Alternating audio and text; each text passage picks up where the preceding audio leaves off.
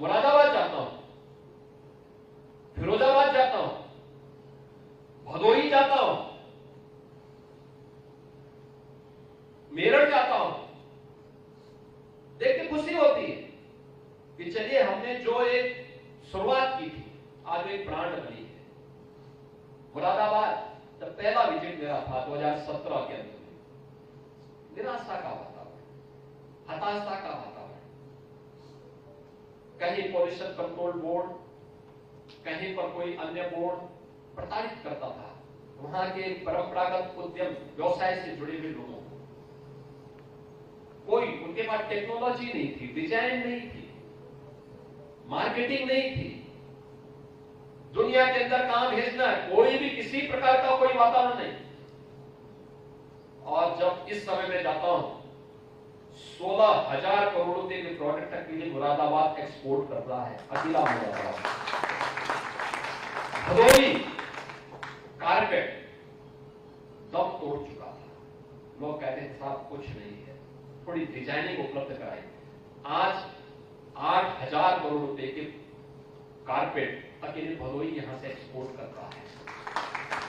Firozabad glass उद्योग बंद हो चुका था ताज के कारण और उसके नाम पर तमाम प्रकार की प्रताड़ना होती थी। हमने थोड़ी टेक्नोलॉजी उनको दी, हमने उनको कुछ सुविधाएं उपलब्ध करवाई। परिणाम क्या है? आज ग्लास का जो उद्योग है एक बार फिर से चमक चुका है। 2,500 से 3,000 करोड़ रुपए का एक्सपोर्ट अकेले फिरोजाबाद कर रहा है। दुनिया का एक्सपोर्ट्स का सबसे अच्छी आइटम आज के दिन पे मेरठ बना रहा है। ऐसे ही हर जिले की कोई ना कोई प्रोडक्ट किसी न किसी रूप में आज देश और दुनिया के सामने देखने को मिल रहा है। और उत्तर प्रदेश की ब्रांडिंग जब उसके साथ जुड़ती है तो प्रधानमंत्री मोदी जी के आत्मनिर्भर भारत की परिकल्पना को भी साकार करता हुआ दिखाई देता है। वोकल फॉर लोकल ये इसी के लिए है, इसी उत्पाद के लिए है। लेकिन साथ साथ पूज्य बापू की ग्राम स्वराज की परिकल्पना भी साकार, गांव के उन कारीगरों के लिए, हस्तशिल्पियों के लिए एक माहौल बनाया गया। विश्वकर्मा श्रम सम्मान जो आज पीएम विश्वकर्मा के रूप में देश के अंदर परंपरागत रूप से कार्य करने वाले उन लोगों के बारे में, जिन लोगों ने वास्तव में एक बेहतरीन वातावरण बनाया था देश के अंदर। यूपी के हाईवे, यूपी के एक्सप्रेसवे, यूपी की सड़कें सबसे अच्छी सड़कों में से, देश के अंदर सबसे अच्छी सड़कों में से यूपी ने अब तैयार की। एक्सप्रेसवे हमारे पास देश के अंदर सबसे अधिक एक्सप्रेसवे आज हमारे पास है। एक समय सीमा के अंदर कोरोना जैसी महामारी के दौरान भी हमने एक्सप्रेसवे के कार्य को बंद नहीं होने दिया। परिणाम क्या था? हमारे पास पूर्वांचल एक्सप्रेसवे बना, बुंदेलखंड एक्सप्रेसवे बना, गंगा एक्सप्रेसवे पर तेजी के साथ कार्य चल रहा है। हमारा प्रयास है कि इस वर्ष के अंत तक, अन्यथा हम लोग 2025 के प्रारंभिक माहों में ही उस एक्सप्रेसवे के मेन कैरेजवे को हम लोग प्रारंभ करेंगे। यानी एक्सप्रेसवे, गोरखपुर लिंक एक्सप्रेसवे लगभग बन करके तैयार है। बलिया लिंक एक्सप्रेसवे पे काम चल रहा है। लखनऊ कानपुर के बीच में एक ग्रीनफील्ड एक्सप्रेसवे का निर्माण का कार्य युद्ध स्तर पर आगे चला है। देश का पहला 12 लेन का एक्सप्रेसवे दिल्ली मेरठ के बीच में प्रारंभ हो चुका है।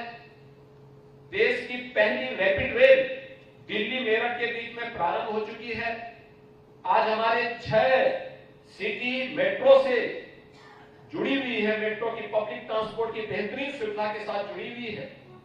देश का सबसे बड़ा हाईवे का, रेलवे का, एक्सप्रेसवे का नेटवर्क आज यूपी के अंदर है और देश का पहला वाटरवे भी वाराणसी हल्दिया के बीच में संचालित हो चुका है।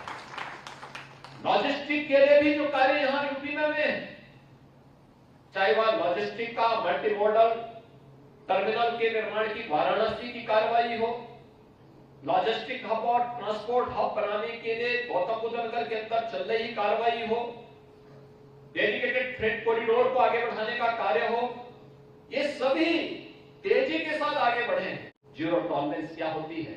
उत्तर प्रदेश की कानून व्यवस्था और माफिया के खिलाफ की गई कार्रवाई, उसका एक उदाहरण आपके सामने हो सकता है। उसके लिए पता नहीं क्या हो सकता है, किस स्तर पर जाकर के कार्रवाई की। सरकार को बहुत सारी चुनौतियों को फेस करना पड़ा, लेकिन कोई भी रहा हो अपराधी, माफिया कोई भी हो, उससे उसी शक्ति के साथ निपटेंगे जिस क्रूरता के साथ वह एक सामान्य नागरिक किसी बेटी के साथ और किसी व्यापारी के साथ व्यवहार करता था। उसी क्रूरता के साथ सरकार भी उससे निपटने का कार्य करेगी। उत्तर प्रदेश सरकार ने आज परिणाम है, उत्तर प्रदेश सुरक्षित है। अब उत्तर प्रदेश में कोई दंगा करने का नाम नहीं लेता है। कोई दंगा करेगा तो उसको मालूम है कि इसके दुष्परिणाम भी क्या होने जा रहे हैं। आज वातावरण अच्छा है, लेकिन इस अच्छे वातावरण के लिए पुलिस के मनोबल को बढ़ाने के लिए भी सरकार को कदम उठाने पड़ेंगे। अब अनुमान करिए उस राज्य की स्थिति क्या रही होगी जिसके पास 4 लाख के पुलिस बल में आधी जगह खाली रही हो, आधी जगह खाली, और उसमें भी 25% लोग ऐसे थे जो एक राजनीतिक दल विशेष के नेताओं और गुंडों की सुरक्षा में लगे हुए थे। यहां बिजनेसमैन को सुरक्षा नहीं मिलती थी, कॉमन मैन को सुरक्षा नहीं मिलती थी, लेकिन पेशेवर माफिया और अपराधियों को सुरक्षा मिलती थी। वह पुलिस की इस भीड़ के साथ जाति अपराध करके आता था, कोई इसको रोकने वाला नहीं था। तो हम लोगों ने सबसे पहले उनकी सुरक्षा विड्रॉ की। हमने कहा गुंडे को सुरक्षा की कौन आवश्यकता है, ये तो स्वयं दूसरों की सुरक्षा के लिए खतरा पैदा करता है। दूसरा, पुलिस की भर्ती को पूरी ईमानदारी के साथ किया। पुलिस की ट्रेनिंग की क्षमता को बढ़ाया गया। उत्तर प्रदेश में कुल 6000 पुलिस कार्मिकों की ट्रेनिंग एक बार में हो सकती थी। पिछली सरकार ने ट्रेनिंग के दायरे को कम किया, कहा 6 महीने की ट्रेनिंग बहुत है, और जब उनको काम ही नहीं कराना था तो उन्होंने कहा कम कर दो इसको, 6 महीने की ट्रेनिंग करने का भी नहीं, 9 महीने की ट्रेनिंग होनी है तो 9 महीने की ही ट्रेनिंग होगी, हम इसका विस्तार करेंगे। 3 गुना हमने किया। हमने पैरामिलिट्री और मिलिट्री के सेंटर भी दिए और हमने कहा एक साथ ट्रेनिंग होगी, और ट्रेनिंग को लेकर के हमने राज्य के अंदर क्षमता बढ़ाई, पैरामिलिट्री और मिलिट्री के सेंटर लिए, दूसरे राज्यों के सेंटर लिए, पुलिस के रिफॉर्म को आगे बढ़ाया, उसको टेक्नोलॉजी से वेल इक्विप्ड किया। परिणाम क्या है? आज उत्तर प्रदेश पुलिस चलती है तो गुंडे और माफिया थर-थर कांपते हुए दिखाई देते हैं। उनको लगता है कि हाँ, पुलिसिंग कैसे होनी चाहिए। आज वो माहौल उन लोगों के सामने देखने को मिलता है।